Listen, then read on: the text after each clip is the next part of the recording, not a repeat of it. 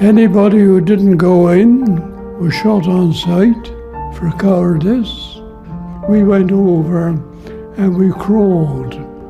If you stood up, you were dead. And I came across a Cornishman. He was ripped from his shoulder to his stomach with shrapnel. His inside was out on the ground in a pool of blood.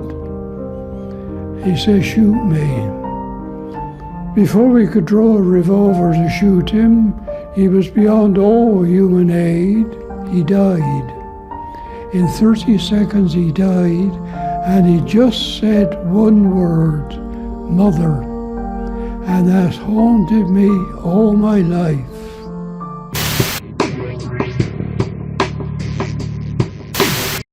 Marjorie Taylor Greene is on a tear. And when I say a tear, I mean she's telling the truth. And she doesn't care if it hurts her own party. You want to hear some of this? Listen to this. And I'm so disgusted with Washington, D.C. I hate politics. The two-party system is extremely broken. It is failing all of us.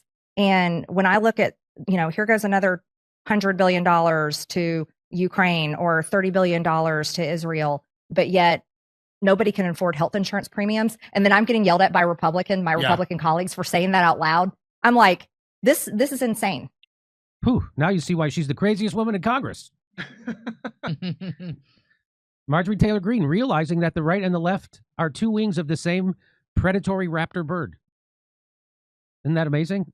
And, sending that money to Ukraine, it helps some of us, just not most of us. It helps the people, the bankers and the military industrial complex, the weapons manufacturers, stuff like that. It helps BlackRock, people like that. It just doesn't help most of us. Just like most things, the government matters. Just like Black Lives Matter. Black Rock Lives Matter. That's it. Black. You get it. You get it. Here she is holding Collada tweets out. Representative just went nuclear on Republicans over the Epstein files. Here, let's hear what she has to say. Everyone that voted for Trump Vance, everyone was like, release the Epstein files. Right. This is not even an argument. It's not even debatable. It's not being a traitor to the president to sign my name on a Thomas Massie discharge petition to release the Epstein files. No. I am staying true to what we've always said. There needs to be transparency. But the things that have shocked me this past week, and I was thinking about it this morning, I was like, I've been here in Washington all week, and I've been at my office. I've been in the Capitol. There's two things I couldn't find this week. I couldn't find anywhere the Epstein files, and I also couldn't find the Republican plan to fix the absolutely destroyed health insurance industry that got wiped out in 2015 with Obamacare. Yeah. Like, those are the two things I can't find. And when Republicans, and I'm criticizing also Congress big time. I'm really grateful to a lot of the things the president is doing, but I'm really upset with the direction Congress is going. But when we are not doing anything to address the cost of living, we aren't doing anything about Blackstone buying up houses where most young people can't find a house and they're having to compete in bidding wars. Right. And we're not doing anything about health insurance premiums, then for the love of God, what are we doing? Boy, what a crazy broad that is, huh? Wow, she is just a wingnut, huh? I can't stand her, Jimmy. Seriously? Listen to that crazy shit she said. Here she is doing what Bernie Sanders and AOC will never do while their party is in power, criticize their party for not having a plan for people's health care. No plan. She says, where's the Republican plan to make healthcare affordable? Where's the Republican plan to make housing affordable, to stop BlackRock from buying up, and by the way, and Chinese billionaires too, from buying up property in the United States to make it unaffordable? And they sit empty, by the way. So the billionaires buy the housing and they sit empty, and all it does is drive up the price of housing in the United States. And there's no plan to help make housing affordable for Americans. None. Where's the plan? Where's the plan to make healthcare affordable? It's nowhere. In fact, they're doing the exact opposite. Right now, the government, Trump's administration, is cutting Medicaid and Medicare and subsidies to help people afford health insurance. They're cutting it all, and guess who that affects? It affects MAGA, and those people are going to feel it. And Marjorie Taylor Greene knows that. They say some people's premiums are going to double next year if they get rid of those subsidies. So why is she the only one saying this stuff, right? Why isn't Bernie? So Bernie Sanders didn't talk about two things during Joe Biden's presidency. One was the public option, which Joe Biden ran on. And Barack Obama ran on. Barack Obama ran on the public option. So did Joe Biden. So that is now 15 years of running on the public option, and nobody mentioned it when he was president the whole time. And Bernie Sanders never mentioned Medicare for all when Joe Biden was president. Never mentioned it at all. And now here's Marjorie Taylor Greene bucking her own party, someone who I'm told is supposed to be crazy. She's the worst. And the worst. And here she is talking about issues that actually matter to Americans: healthcare costs and housing costs. And also the Epstein files. That matters to people because that shows you that your government is being blackmailed, that we're actually being run by a group of blackmailed pedos in our government. I mean, it should be obvious to you when almost, so what is it, like one vote away from it coming out? And they don't want to reopen government? No, they got it. They did. They're not so Mike Johnson won't bring the Congress into session because Thomas Massie has the extra vote he needed. So now they have a vote. They have enough members to vote to force the administration to release the Epstein files. And so that's why he won't bring them into session.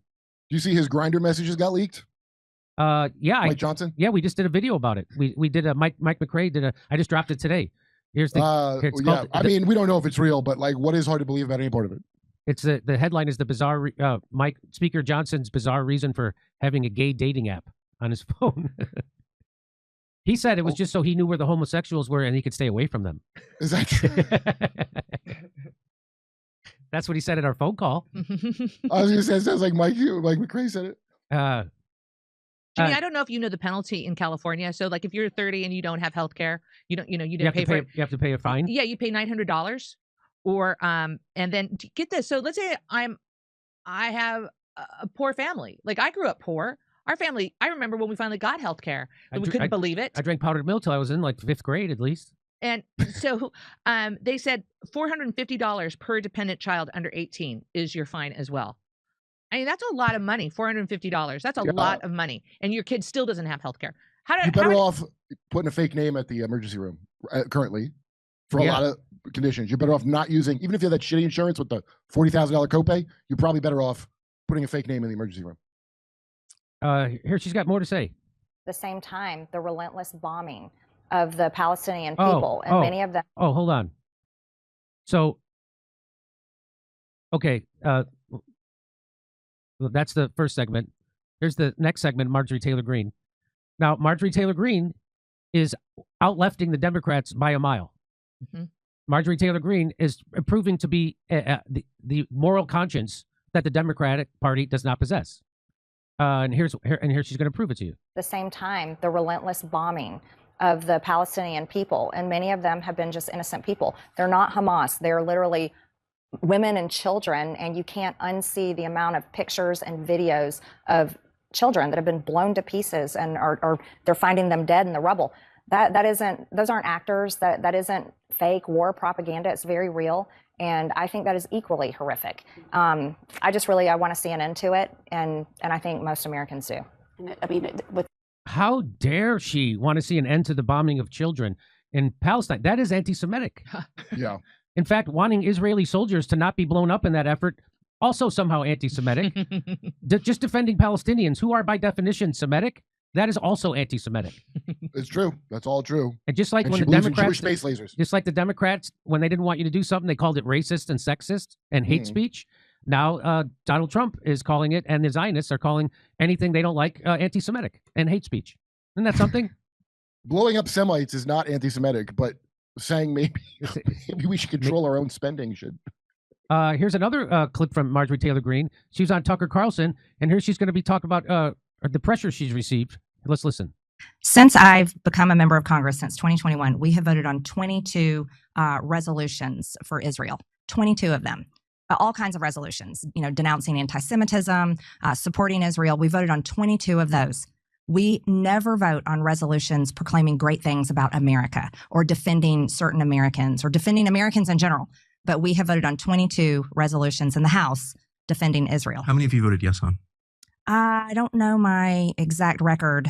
The last one I voted no on, and then the one before that I voted present because I just started getting sick of it. Well, that's kind of it. I mean, I've always noticed this, certainly in the last, I don't know how many years, it's been a while, where Republicans in the Congress are, always talking about Israel.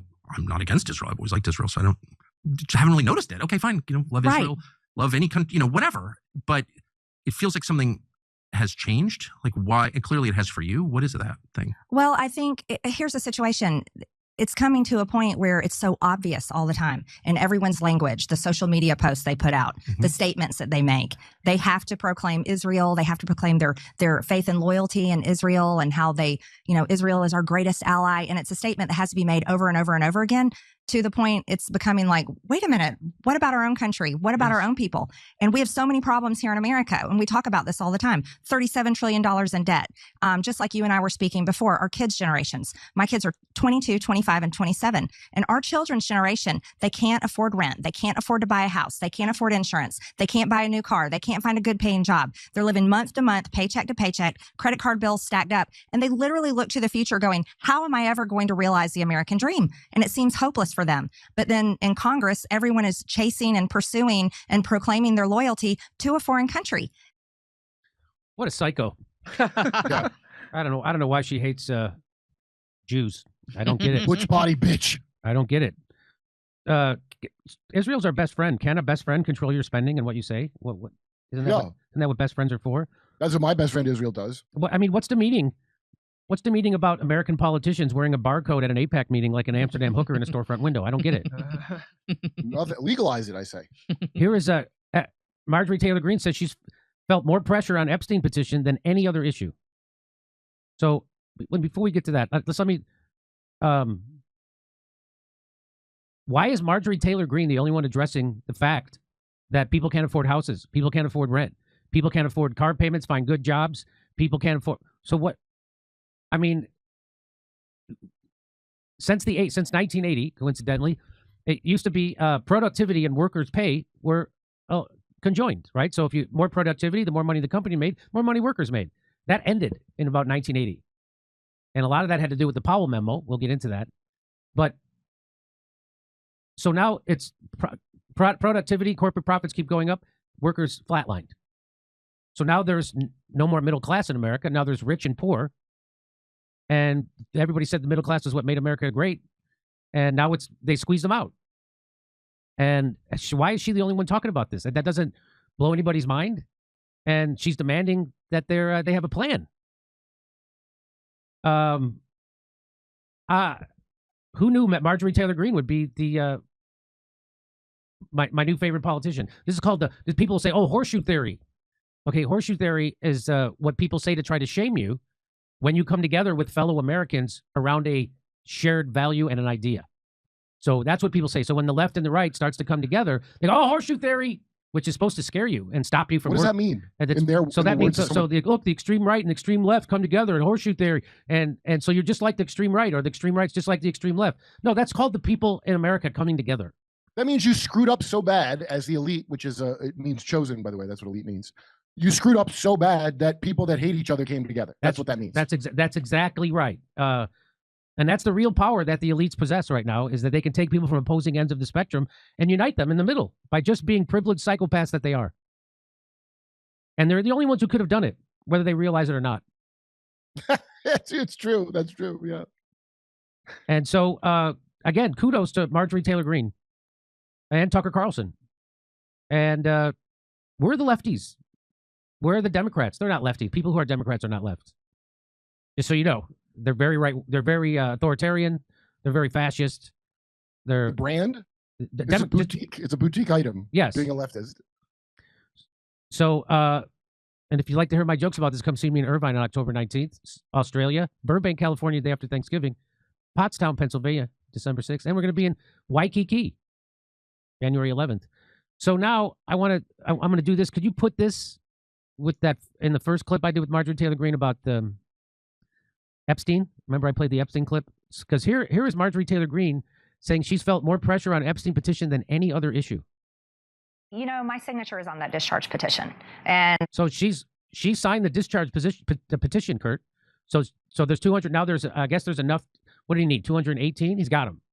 He's got 218 people signing the discharge petition to reveal the Epstein files. Wow. And that's why Mike Johnson won't bring Congress back into session, because he doesn't want to have that vote. There has not been another issue where I have ever received more pressure than that one. And I'm pretty much shocked by it. I can't imagine. I've never understood how this is an issue. I think when it comes to women being raped, especially when they were 14 years old, that's pretty black and white. It seems like everyone should agree that this is the information that should be released.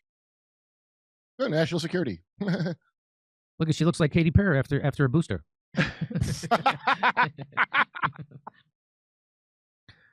The Georgia representative, meaning her, is one of only 4 Republican House members to sign a discharge petition that would force a vote on the full release of the Epstein case files. Green continues to be a staunch backer of the president, but she has repeatedly broken with her party during his second term on both the Epstein files and foreign policy issues.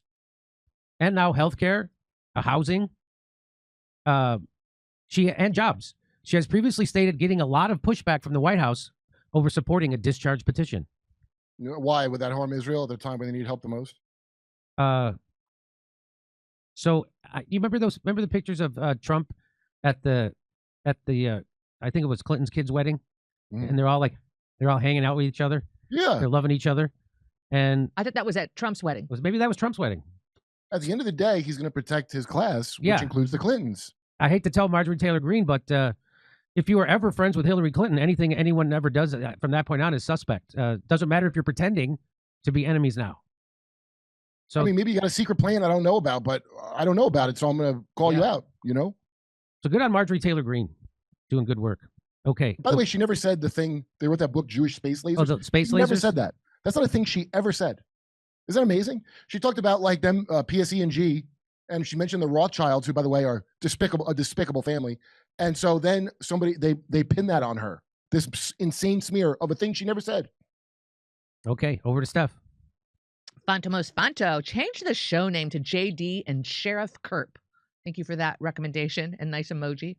May the force be with you, Jimmy. Joyous wants you to know. Thank you, Hey You and Vita and Kenneth. Hold on, Kenneth. What are you up to?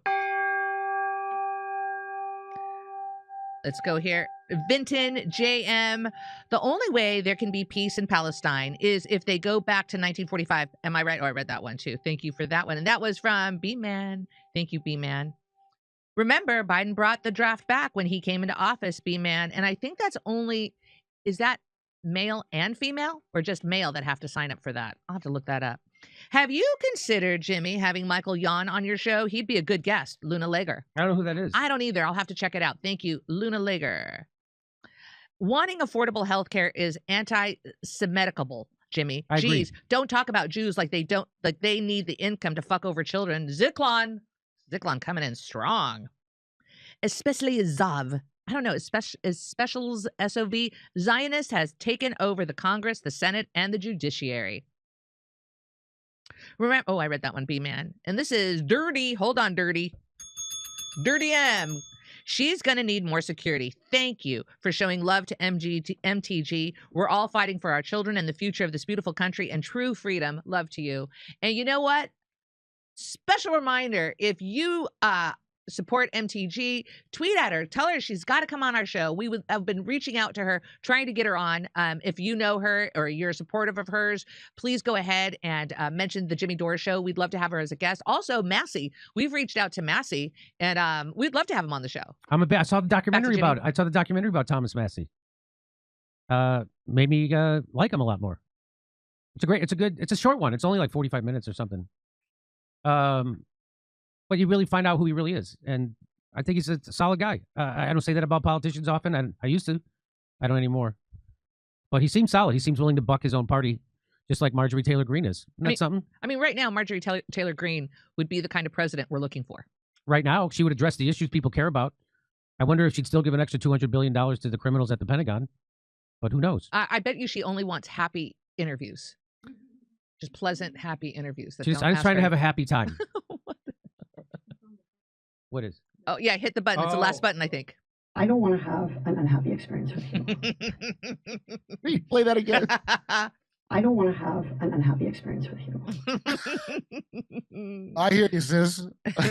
What did you tell me that her Katie Porter's approval rating her approval was rating like the highest, like at 60? Went from 47% down to 12 or something like that.